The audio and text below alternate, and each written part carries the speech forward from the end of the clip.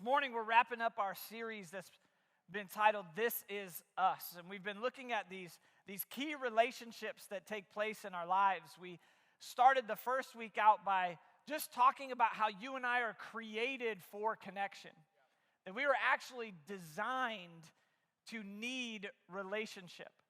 There's not a person on this planet who was made in such a way that you were on purpose made to do life alone.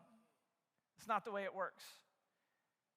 It's not in our DNA. God put it in us to need one another, to need connection. Then the second week we talked about marriage, and we learned about a multifaceted kind of intimacy. We talked about how intimacy is more than just fulfilling one thing.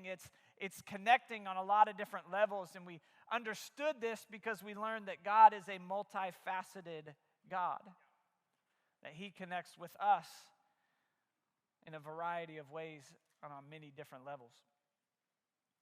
Then last week we talked about the need for friendships, how we need friends.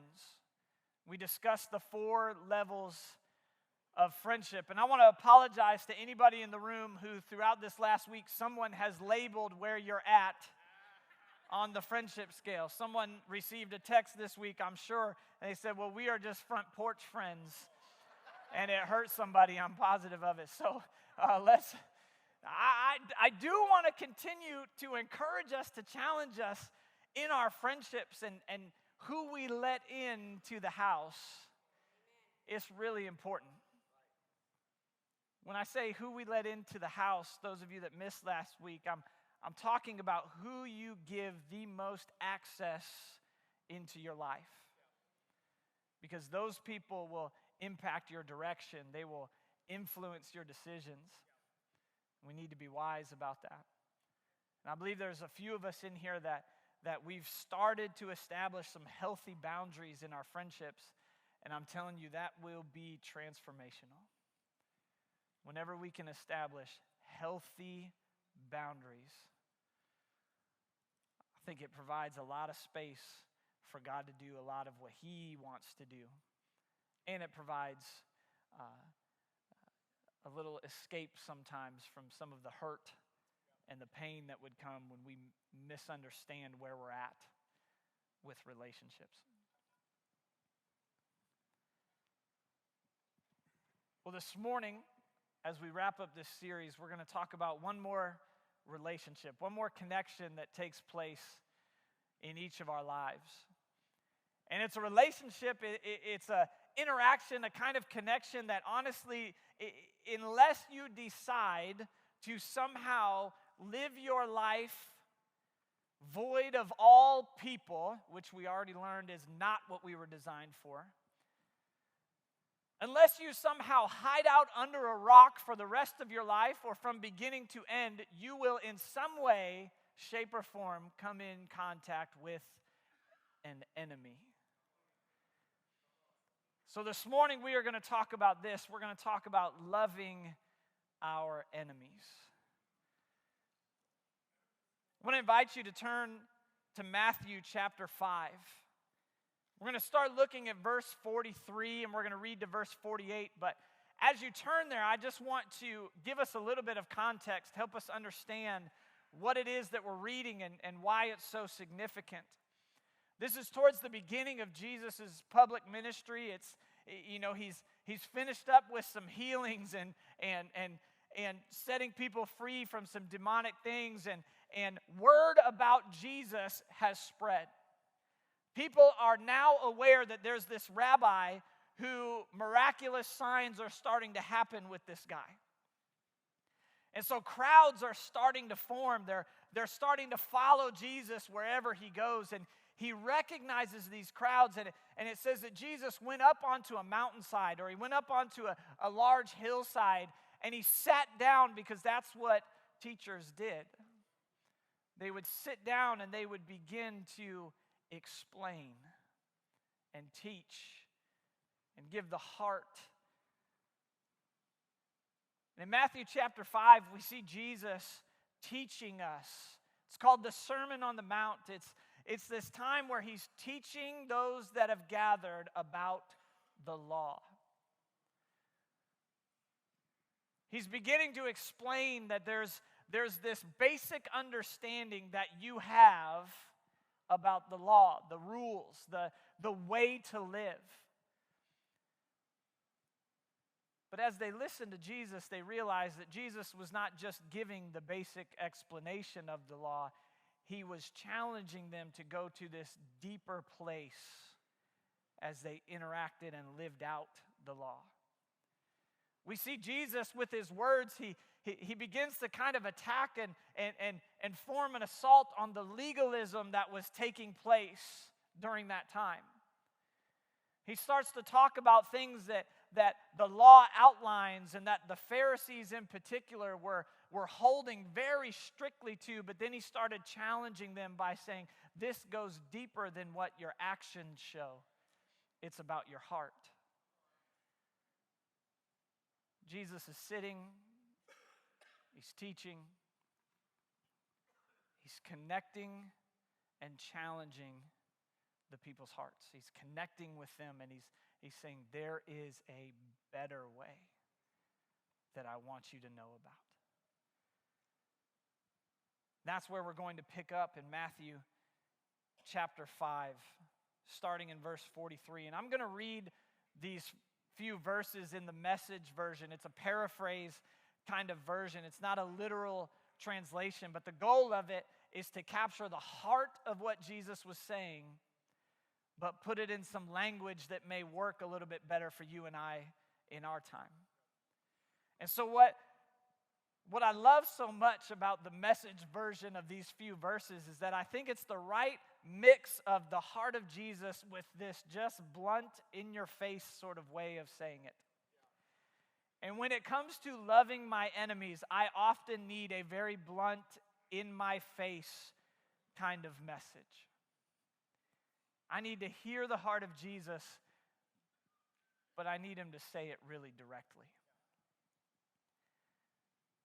And so Matthew chapter 5, verses 43 through 48, it says, you're familiar with the old written law, love your friend, and its unwritten companion, hate your enemy. I'm challenging that. I'm telling you to love your enemies. Let them bring out the best in you, not the worst. When someone gives you a hard time, respond with the energies of prayer. For then you are working out of your true selves, your God-created selves. This is what God does. He gives his best, the sun to warm and the rain to nourish to everyone, regardless. The good and the bad, the nice and the nasty.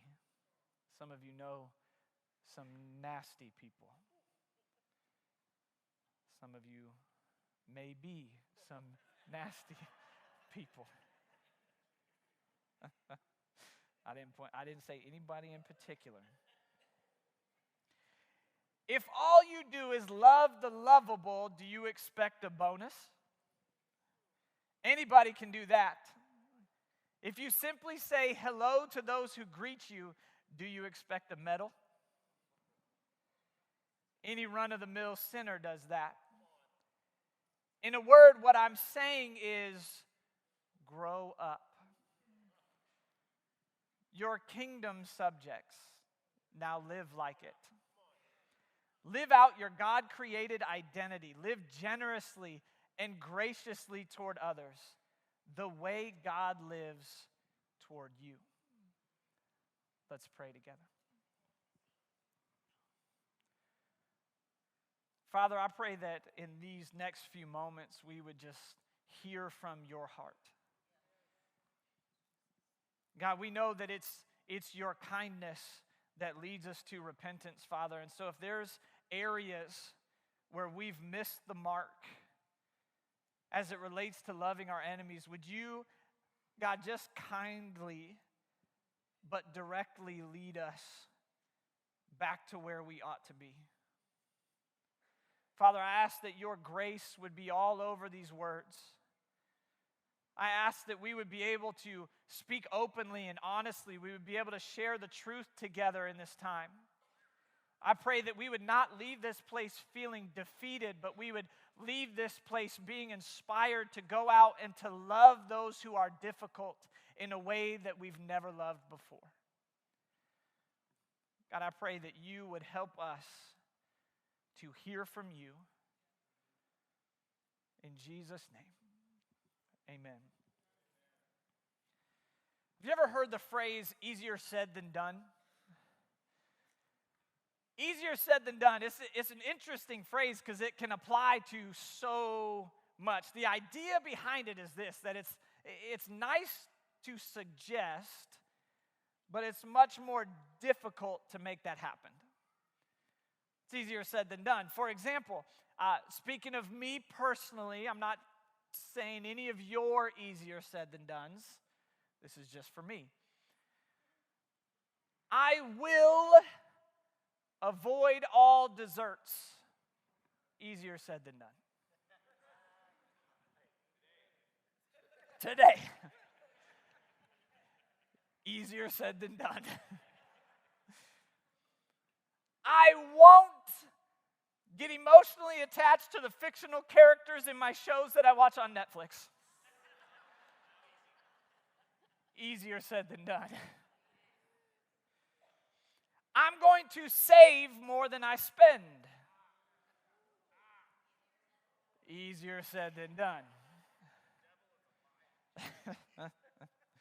I won't stress out. Easier said than done. I'm going to think positive. Easier said than done. I will love my enemies. Easier said than done. I wonder how many of the people who came for the sermon that day when Jesus was sitting on that hillside were listening thinking, yes, Jesus, that's a nice suggestion, but much more difficult to make happen. Jesus, I hear your heart. I think that sounds great, but that's a lot easier said than done. Because the truth is, for you and I to truly love our enemies, it has to be more than just us saying that we love our enemies. It requires something from us. It requires change. It requires that we give something we don't want to give, not to them. Jesus, you can't be serious. You don't mean love all my enemies because you don't know my enemies. Jesus, if you knew the people that I worked with, now I'm not talking about me. I like you. We're good. We're fine. Jesus, if you knew my coworkers, you would know that this is a lot easier said than done. Jesus, if you knew all the things that have been said to me, you wouldn't ask me to love my enemies. Jesus, if you knew the ways that I have been hurt, would you really be telling me to love my enemies? Jesus, do you really mean that I should love thieves and liars, terrorists, abusers, addicts? Some of you, you're great with that list, but the list I'm about to say, you're going to be like, no, Republicans, Democrats.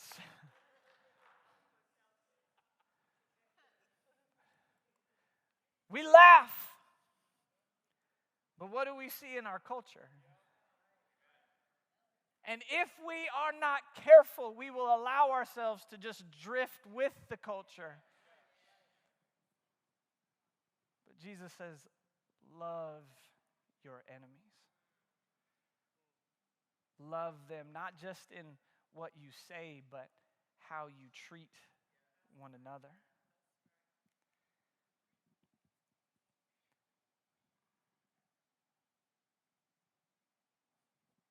There's some words that that challenge me as it relates to loving my enemies. Challenges me in ways that that I can't really express in words, because when I hear these words, I literally can't fathom coming from the place that this individual who wrote these and spoke these words is coming from. But it challenges me to view this idea of loving my enemies in a much higher standard. And it challenges me to take some of the, I'm just being honest, some of my own petty issues and to say, Andy, what are you doing? The reason these words are so powerful is truly because the individual that wrote these and spoke these words lived this kind of life. And I think understood enemies in a way that I don't get. These words are from Martin Luther King Jr. He says this: "To our most bitter opponents, we say, we shall match your capacity to inflict suffering by our capacity to endure suffering. We shall meet your physical force with soul force. Do to us what you will, and we shall continue to love you. We cannot, in all good conscience, obey your unjust laws, because non-cooperation with evil is as much a moral obligation as is cooperation with good. Throw us in jail, and we shall still love you. Bomb our homes and threaten our children, and we shall still love you. Send your hooded perpetrators of violence into our community at the midnight hour and beat us and leave us half dead, and we shall still love you. But be ye assured that we will wear you down by our capacity to suffer. We shall so appeal to your heart and conscience that we shall win you in the process, and our victory will be a double victory."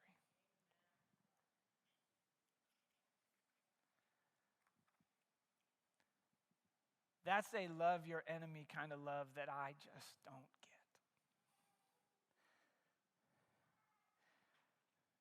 To even fathom that someone could write words like bomb our homes and threaten our children, and we shall still love you. These were not just words that were written down on a page. This was a man who lived this kind of life, who loved with that kind of capacity. I wonder what it would look like for you and I to even strive for even just a portion of that kind of love. In a culture that is constantly hurt by something and angry about everything, what would change if you and I began to say, how can we love differently? This morning we're going to talk about three things, three pieces to how to love our enemies. The first one is this: if you want to love your enemies, choose to be unoffendable. Number two, fight the right enemy.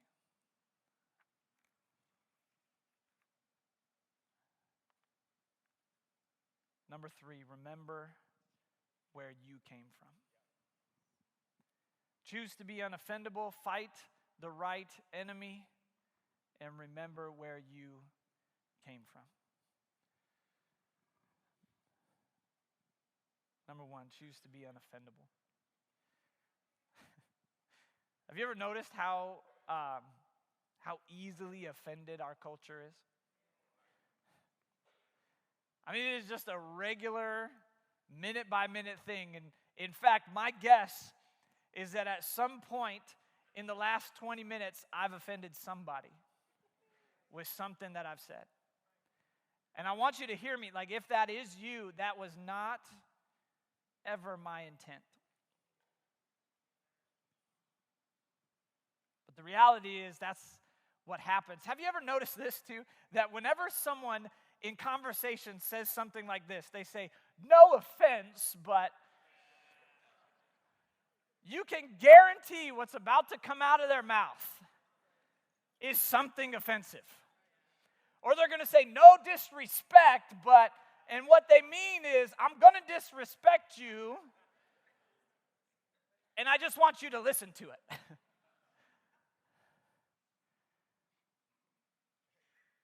Offense comes from all kinds of different angles. It comes in many different ways. Sometimes it's things that have been done, things that have been said.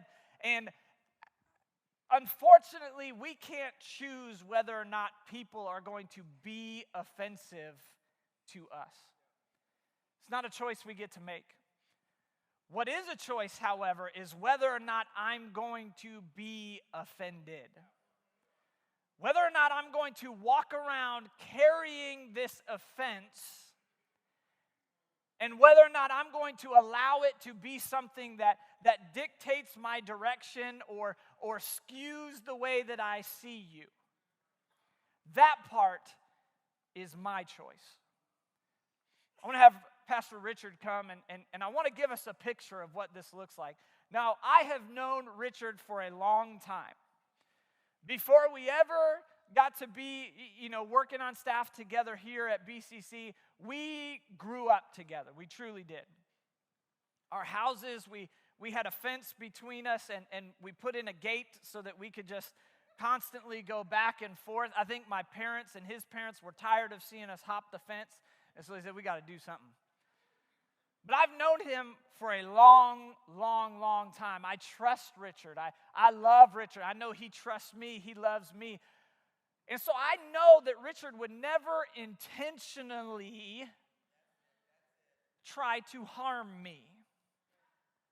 How many of you also know that it's often the people that are closest to you that have more ability to hurt you than anyone else does? So let's say that Richard and I were in a discussion where we're starting to disagree on something, which never happens, ever. And things start getting heated, and Richard, for some reason, he just loses his Christianity for a minute.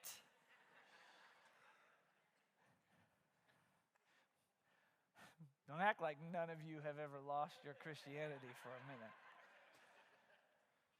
And he says something that is just hurtful.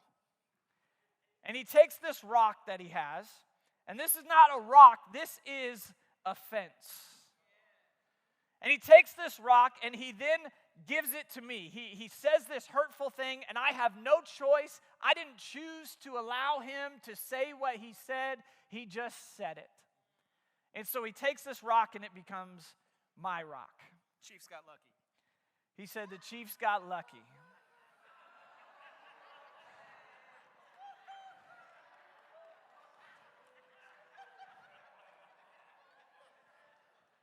Now, Richard is truly a brave man because he said something silly and handed me a rock.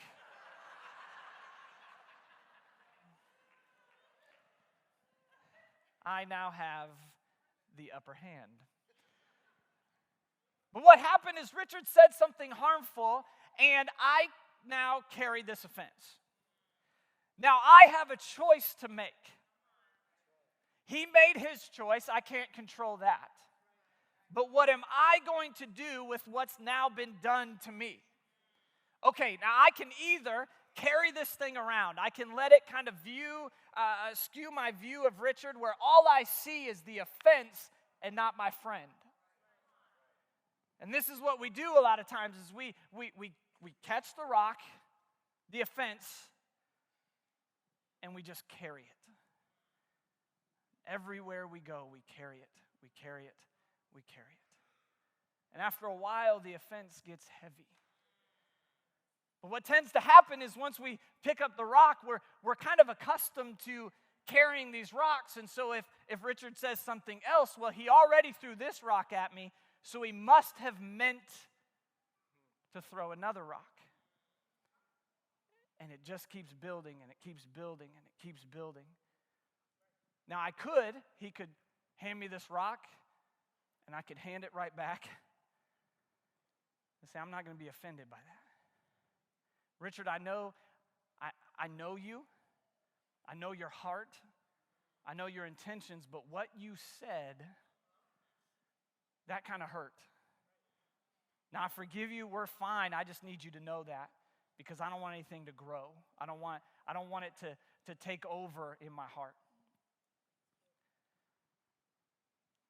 Thank you, Richard. You can head back to your seat. Thank you for not offending me today.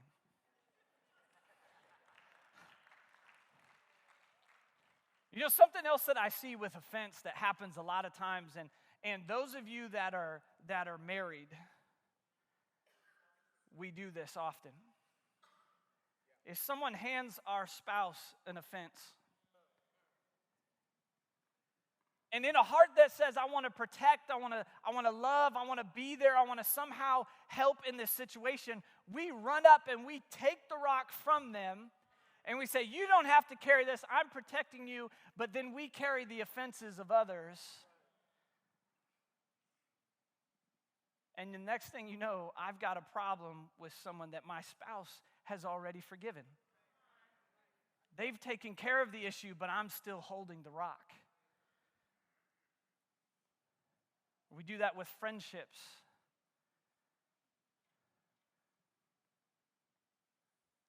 When I choose to be unoffendable, what happens is I choose that whenever someone hands me a rock, I'm going to bring it right to the feet of Jesus, and I'm going to set it down. I'm going to assume, some of you, this kind of concept, you just can't fathom being in this place, but I'm going to assume that you never meant to hurt me. I'm going to give you the benefit of the doubt. I'm going to believe the best about you so that even when you say something crazy to me, I can still love you. And some of us, I want to help us out just a little bit. Some of you, you really want to encourage and compliment people, and you just need to grow in that area. Because some of the way we try to encourage people is really hurtful. But some of us just look for the encouragement.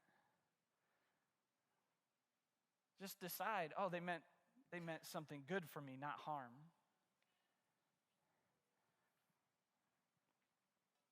We can choose to be unoffendable. James 1:19 says, my dear brothers and sisters, take note of this. Everyone should be quick to listen, slow to speak, and slow to become angry.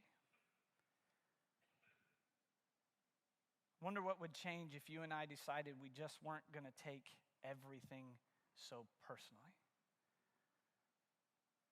That everything that's said isn't some attack on me, but instead I can just let the rock go, set it down, and just keep on loving you.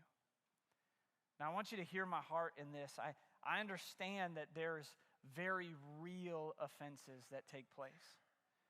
And some of those rocks are not so easily set down.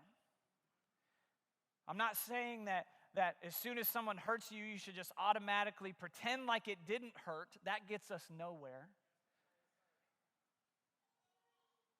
What I'm saying is that even those things, even the worst things that have been done to you or said to you, those aren't things that you have to carry around for the rest of your life. It's that there can be freedom in that. The last thing I want to say on this idea of offense is what happens to us a lot of times is we get so used to carrying these things around that these things become our identity. And we don't know how to let go of offenses because this is who we are now. I don't know how to operate if I'm not mad at everybody. I don't know how to live my life if I'm not hurt somehow. It's the whole premise of a relationship with Jesus, that he wants to show you life and life to the full, a more abundant life, a different way without all of the offense, without all of the hurt, without all of the brokenness. The things that have been done to you, said to you, the things that have hurt you, those things do not define you. In Jesus, we have a brand new identity. Love what Proverbs 19:11 says. It says, a person's wisdom yields patience. It is to one's glory to overlook an offense. Choose to be unoffendable. Number 2, fight the right enemy. There is an enemy. You and I have an enemy, but it's not each other. There's no person that is truly my enemy. 1 Peter 5:8 says, be alert and sober-minded. Your enemy, who? The devil, prowls around like a roaring lion looking for someone to devour. I think the problem that we run into in life is that we have no idea who the true enemy is, and so we just pick a fight with every person we disagree with. Years ago, when I was in high school, there was this situation that kind of came up between a few people, and I am positive, as with most dumb situations in high school, I'm pretty positive that it started between two guys over one girl. It's just ridiculous, but it's what we did. It was life. What are you going to do? That doesn't happen with you guys, I know. That's an old thing that used to happen. But this little situation turned into this really big situation, and before we knew it, there were people gathering at this person's house from both sides of this kind of scuffle, this battle that was about to take place. Now, in my mind, I have this really epic version of what happened. It's probably not that epic, but in my head, I picture something like, if you've seen the movie Braveheart, where the two armies are lined up across from one another, and they're shouting these epic speeches, and they're giving their shouts, we're going to win, and all this stuff. Now, I'm not exaggerating when I tell you there was probably about 50 teenagers outside of this house lined up on separate sides, ready to do battle. Now, like I said, my picture of it was Braveheart. It probably looked a little bit more West Side Story, with people doing one of these, and kind of more this stuff, and all kinds of stuff there. But what happened was something ignited this battle, this fight that took place, and it turned into complete chaos. I mean, it was people fighting in yards all over this neighborhood and rolling around, and there's people opening their doors and yelling at us, get out of my lawn, and all this kind of stuff. I mean, it was crazy. But what happened is, in the midst of all this chaos, you had no idea who was on your side and who wasn't. And so you just decided, I'm swinging at everybody. I don't care who you are. If you are within my reach, I'm going to hit you. And so we just start going and we're swinging. You ultimate punch somebody and you do all this stuff. Don't fight like that, by the way. You will get knocked out. Honestly, I think this is the way a lot of us live our lives. We don't know who the real enemy is, so we just swing at everybody. Anybody who comes into view, anybody who's within reach of me, I'm just going to swing at him. If you disagree with me, you must be my enemy. And so I'm going to swing. And we have no idea who's really on our side and who's not. I think if we understood who the real enemy was, we would stop swinging at each other. We would stop looking across lines and saying, you've got to be my enemy because we're not the same. Just because someone is different from me doesn't mean they're my enemy. Just because someone disagrees with me doesn't mean they're my enemy. Just because I know Jesus and they don't doesn't mean they are my enemy. Some of us have made enemies out of the very people we're called to reach. How are you going to reach them if you still view them as someone you're fighting? We have to know who our enemy is. Because when I know that the enemy is always the devil and he's always a liar, then even when you and I miss the mark, I can still love you. Because it's not you I'm fighting against. Ephesians 6:12 says, "For we are not fighting against flesh and blood enemies, but against evil rulers and authorities of this unseen world, against mighty powers in this dark world, and against evil spirits in the heavenly places." I have to learn to fight the right enemy. My war is not against you.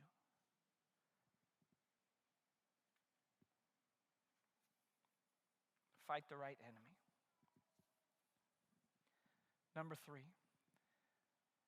remember where you came from. Andy, what are you talking about? What does that mean?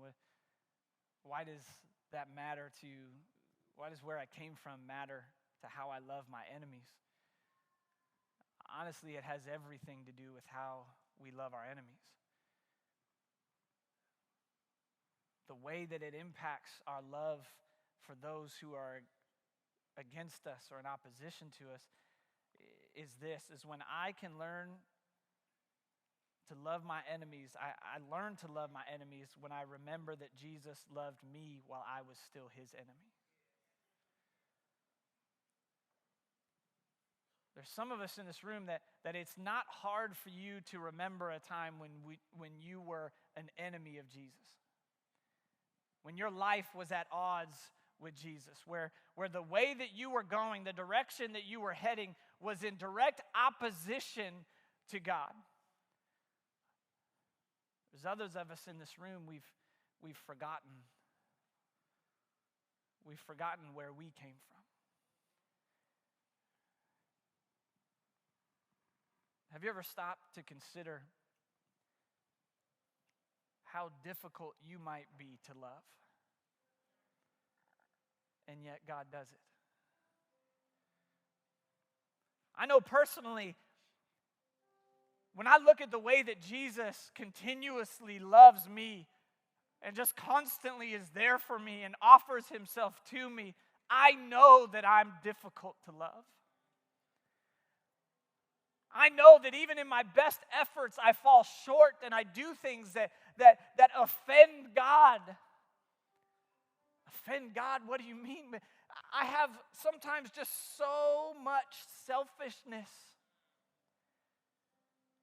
And you look at the very nature of God, the character of God, that's offensive to him. Because my life denies the greatness of God. And yet he loves me. It's not hard for me to remember a time in my life where my very pursuits were evil. Where everything that I was chasing were against what God wanted for me. I remember what it was like to be completely wrapped up in insecurity and addictions.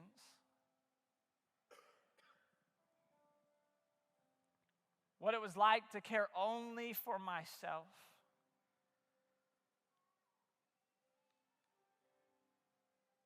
It's when I remember that Jesus loved me in the midst of that he forgave me in the midst of that he came and fought for me while my life was fighting against him. It's when I remember that I'm able to look at someone else and say, I can still love you. My kids are a good reminder of this for me. My son is 8 and wears glasses. And he's super active, and we've been on 4 pairs of glasses. It's killing me. It is killing me. But sometimes he'll do things, and he's jumping around on the couches, and he's throwing the football around, or he'll come home from recess, and he's got. What happened? He came home one day, his glasses were completely torn up. I said, "What happened?" "Someone fell on my head." "What? What were you doing?"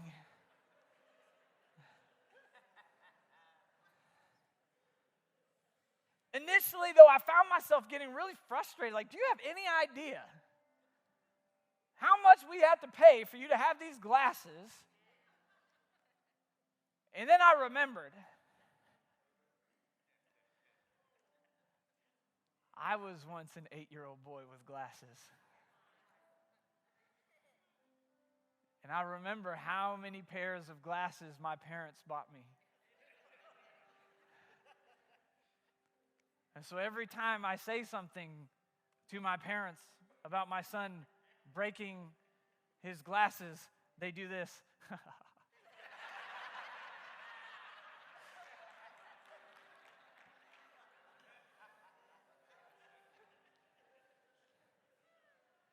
See, but it causes me to remember when I was in the same situation. You see, then the same thing happens when I see my children sin. Yes, they sin. When my son chooses to lie to me, I can either get really upset and say, "Well, you know that you shouldn't lie. What are you doing? This don't you know that it breaks trust? Don't you know that it does all these things?" I can come down hard of it, or I can remember when I was a liar. Now, does that mean we just ignore it and pretend? No, but it changes my approach. For some of us, if we would just remember the way that Jesus loves us, it would change our approach to those around us. If we would learn to look in the face of our enemy and to see someone that we're connected to, someone that we've been called to, someone that God wants us to love,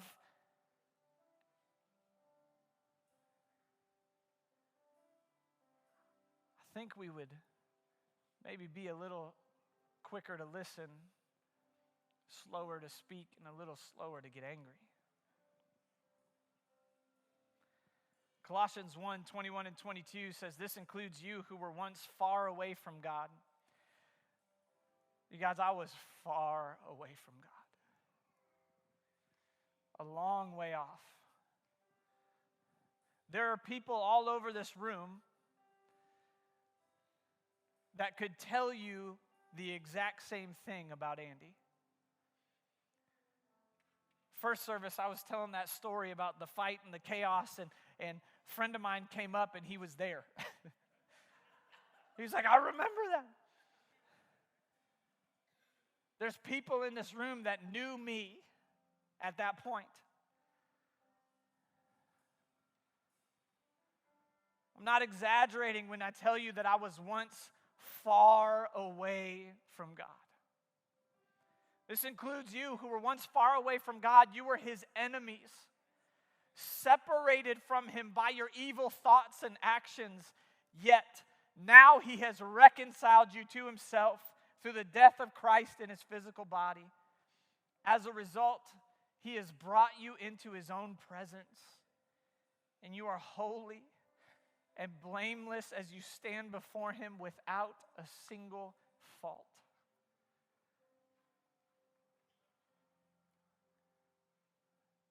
Why should we love our enemies? Because when Jesus loved his enemies, lives were transformed. When you and I choose to love our enemies with the love of Jesus, lives can be transformed. Those who were once far away from Jesus can see a path to Jesus.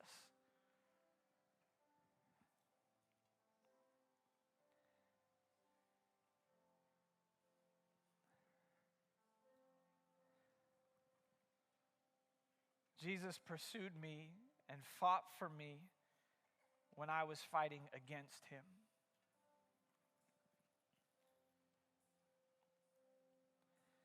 This morning, as we were